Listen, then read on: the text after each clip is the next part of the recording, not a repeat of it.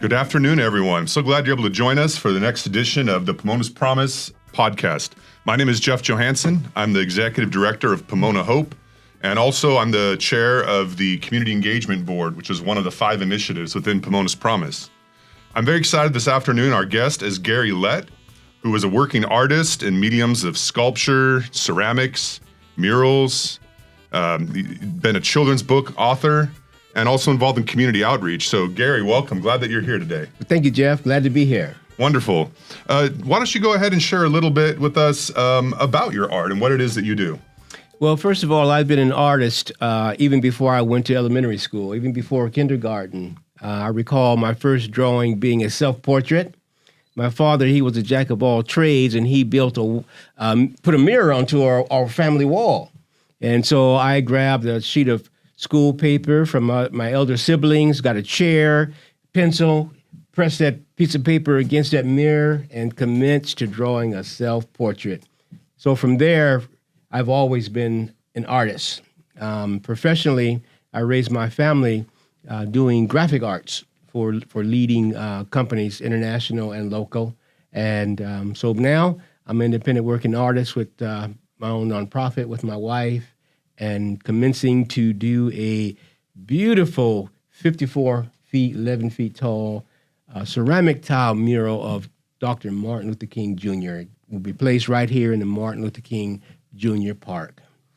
Can you tell us anything about your vision for that mural, or is it kind of secret? Like you want to wait until it's revealed? Well, you know what? It is revealed already. Okay. The city, they have already put it out there. Okay. Yeah, the city manager did a post talking about it, saying it's been funded.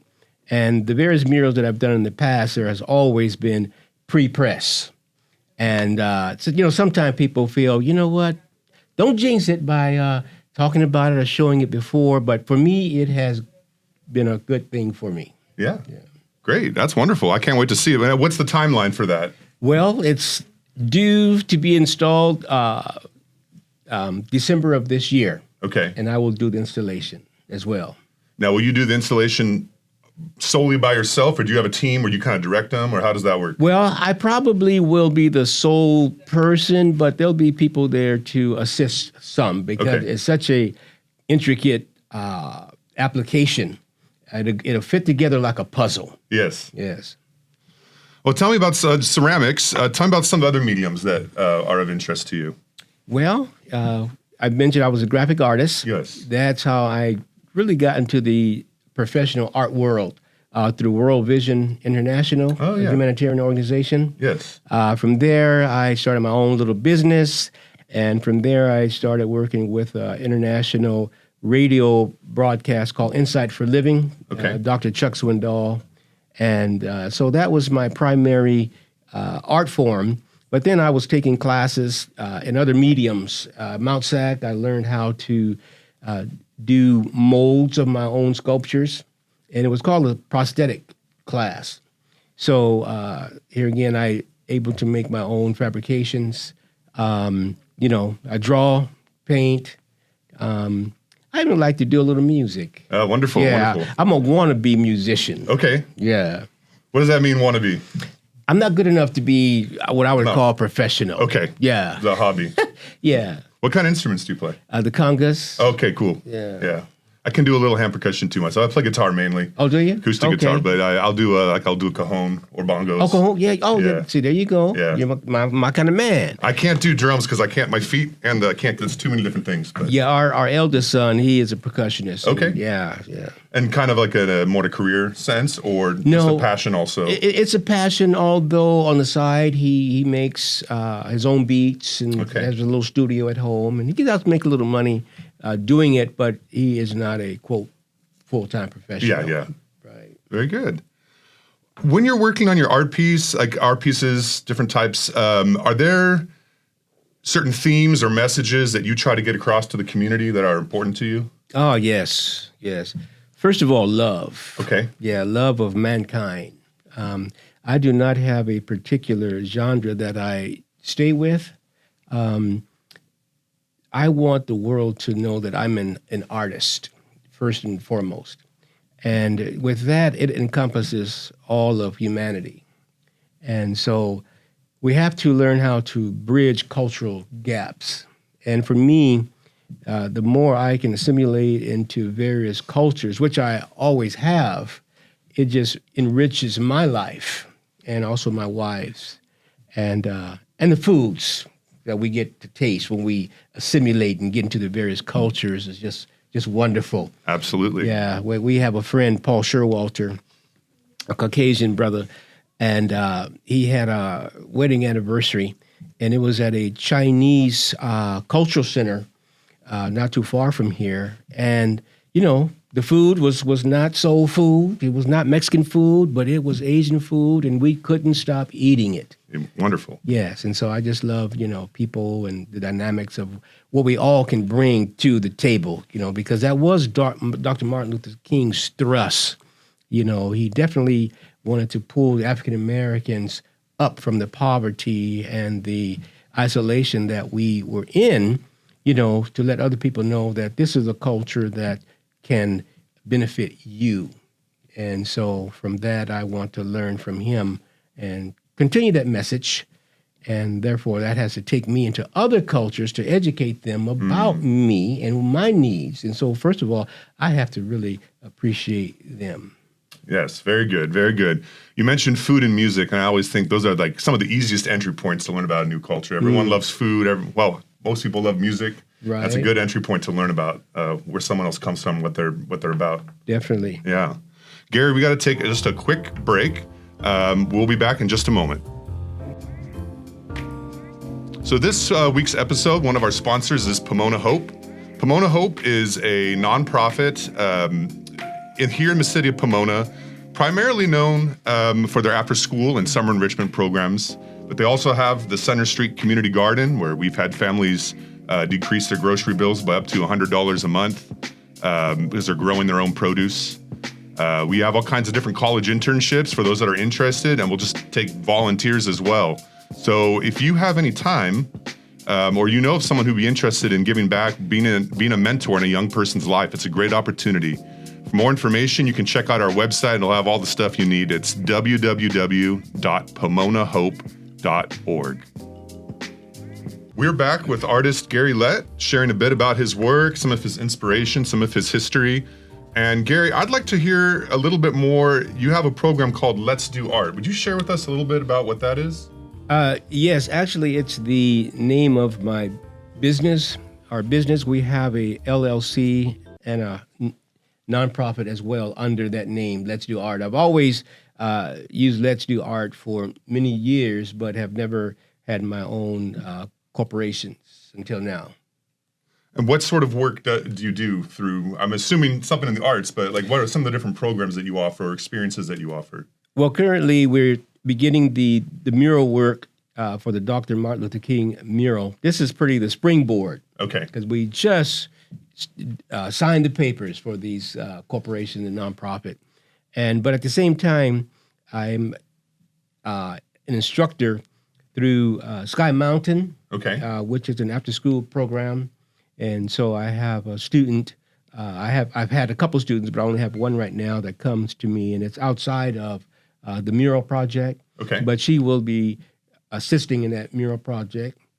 And so, but we have future goals for the nonprofit, and that is to bring in more students that are interested in art and help them to learn more than just the drawing and painting aspects of visual arts, but I would love to get them connected with some of the movie industries, where they can learn animation and build a future. Yes, because there is opportunity in the art world. Some people feel that you're an artist and you're going to be a starving artist, but that is not necessarily the case. Yeah, because look at Pixar and those Disney.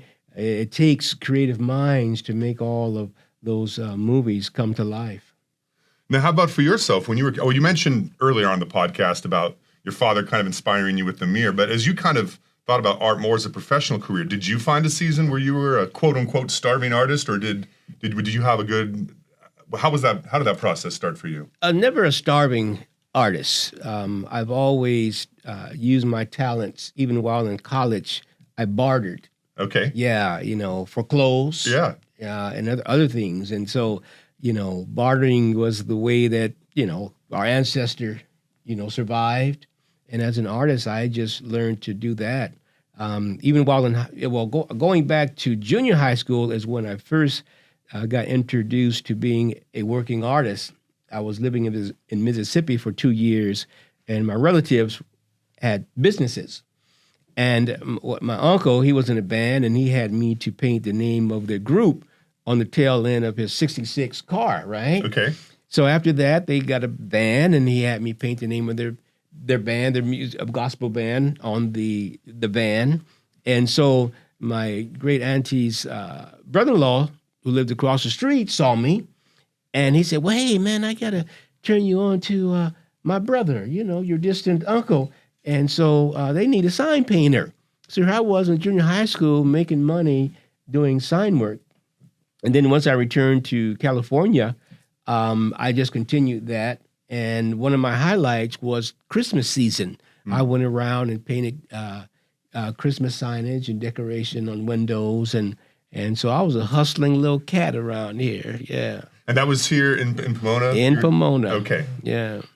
I love it. That's great. That's fantastic. So, now, do you have opportunity? I know you mentioned a little bit about youth earlier. Have you been able to instill some of those values in the next generation of how to hustle, how to get yourself out there, get paid? Yes, it first began with our own children. Okay. Yeah, our eldest son, he drew a little bit, but he wasn't interested.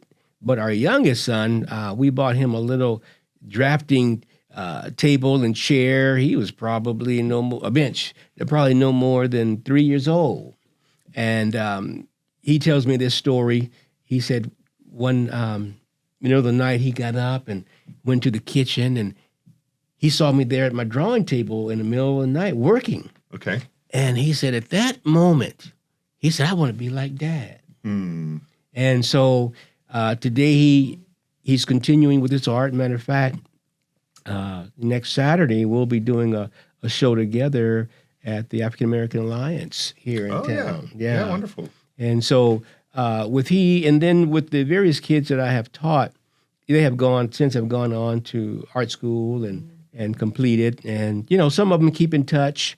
One of them, one young lady, she reached out to me on Facebook after she graduated college, and she said, "Mr. Lett," she said, "while I was your student, I thought you were the hardest teacher, and I didn't really like you and everything." She said, "But you know what? You were my best teacher." And so, yeah, there are several students out there that are working, and I even have them work alongside me. And that's why I like doing these mural projects with students. Yeah. Because most of them, or all of them, have never worked with an artist in this manner. And so after they finish working with me, they may not build a mural like me, but they can go home and still put together something, a facsimile of what they learned. Yes. And so that's my philosophy. And so I just continue to want to engage the young people. That's fantastic. That's wonderful. This podcast is about what are good things going on in the community here in the city of Pomona specifically. And you mentioned African American Alliance. I know they've been involved. Do you want to share a little bit about how you've connected with them? Yeah, the 4A's, Chara, even before the 4A's, we would meet at different art functions, she and her husband. And so although we did not have a close connection, but our connection pretty much was at art socials. And so, she told me that she was interested in doing more. And then when the mayor came up with the idea, I was one of those, as well as Khalif and some others that he invited to help organize it. And so we were on our computers, COVID time and all this kept us from meeting together. But then I backed away. My schedule got busy, and as a result, I just see the work that they have completed, and it's a wonderful place to engage the community, and just a wonderful place. Wonderful, wonderful. Yes, I did have opportunity to go to the ribbon cutting, and it's a magnificent space. Right. I know they're doing real important work. So definitely. Yeah. Wonderful. Well, we're going to take another break at this moment. We'll be back in just a minute. Today's podcast is brought to you by Gary Lett and Let's Do Art. I can be reached at LETTS_DO_ART@yahoo.com. We're back with our guest, Gary Lett. Gary, it's been such a pleasure to hear the impact art has had on your life and how you have been able to use that art to impact the lives of others. Someone's inspired and excited about that. Is there a way that they could get connected with you or be involved with the work that you do? Like, how would someone go about doing that? Yes, they can reach me through the email address if they choose, and I'll give that. And it's LETTS_DO_ART@yahoo.com. I'm also on Facebook under Gary Lett, although there are a few out there. Look at the one that has the picture of the old lady with holding the kids. That's that Gary Lett. And so you can message me right there. And you can also reach me at the African American Museum. I'm there every Saturday, anywhere from 12 o'clock on to 4 and 6 o'clock. Wonderful, wonderful. Well, thank you so much. I really appreciate you taking the time to come and share with us this afternoon. For those of you listening to the podcast, this is an ongoing series sponsored by Pomona's Promise. If you're interested in connecting with Pomona's Promise and learning more about the 5 different initiatives, you can visit pomonapromise.net and you find more information there. We ask that you would please like and subscribe so that you can stay tuned and hear from future guests. But I want to thank you all and stay safe and have a wonderful rest of your day.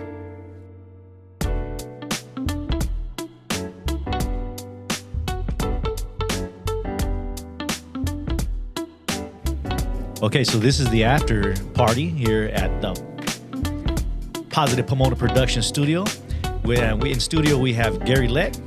We have behind the camera, we have Angel Arellano. Of course, you got me, Andrew Quiñones. And we got Gary's lovely wife in studio as well. Gary, would you mind introducing your wife to us? Yes, today we have my lovely bride of 43 years, Alicia K. Lett. All right, Alicia, would you like to say anything for the audience? Yes. Thank you for listening, everyone. And if you have aspiring artists in the making, there's no better person than Mr. Gary V. Lett to help continue to inspire them. Thank you. Hey, thanks again for joining us here at the Positive Pomona Production Studio. My name is Andrew Quiñones, and thanks to our guest in studio and our technicians behind the cameras and the audio. We hope to see you in Pomona, and if you see us, please feel free to shake our hands and give us a nice warm smile. Peace.